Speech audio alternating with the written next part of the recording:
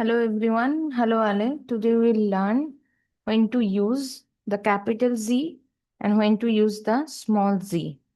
आज हम लोग सीखेंगे कि कब बिग Z यूज करना है और कब स्मॉल z यूज करना है.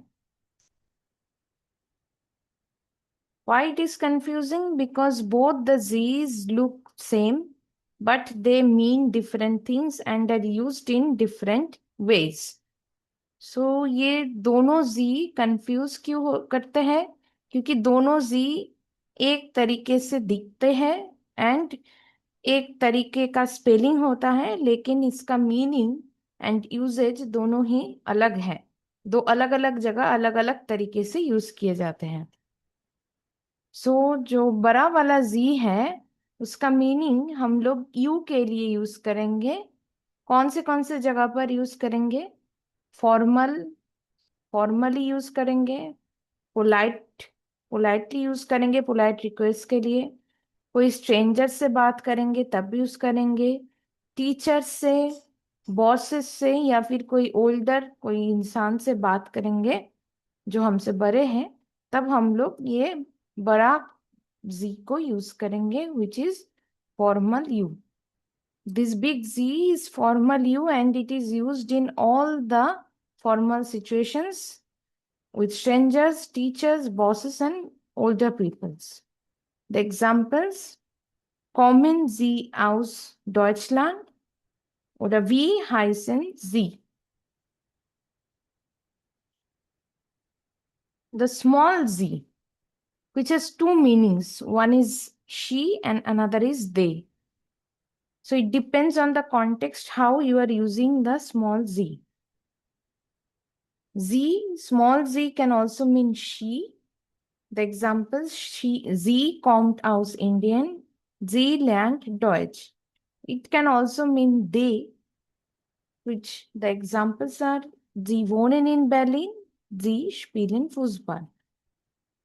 हम लोग जब स्मॉल जी को यूज करेंगे तब दो तरीके से इसको यूज करते हैं. एक जहां पर मीनिंग होता है शी एंड दूसरा जहां पर मीनिंग होता है दे.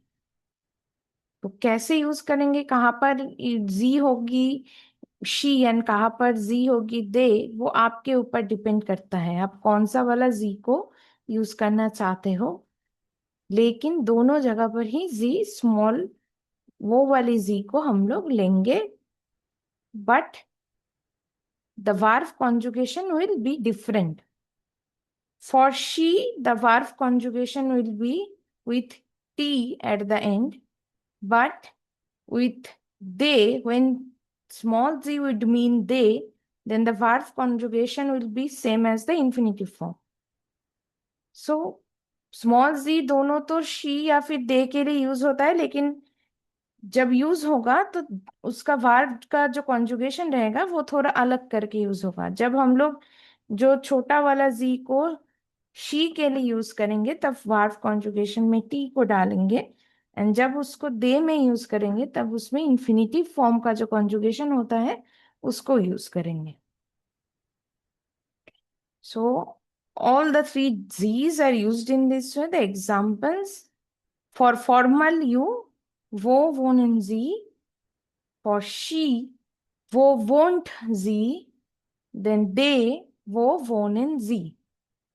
Formal you and they has the same verb conjugation, but the only difference is while writing, we will write big Z for formal you and small z for they. And for she, the conjugation will be with T at the end.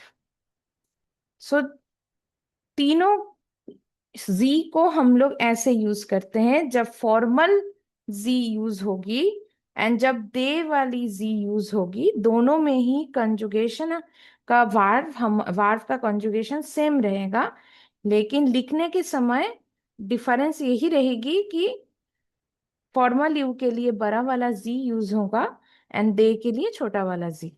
And जब she के लिए जी use होगी तब वार्व की conjugation T से रहेगी. वोनेन की जगह जैसे यहाँ पर टे बन गया, ई एन एन टू हट के उधर टे यूज हो गया.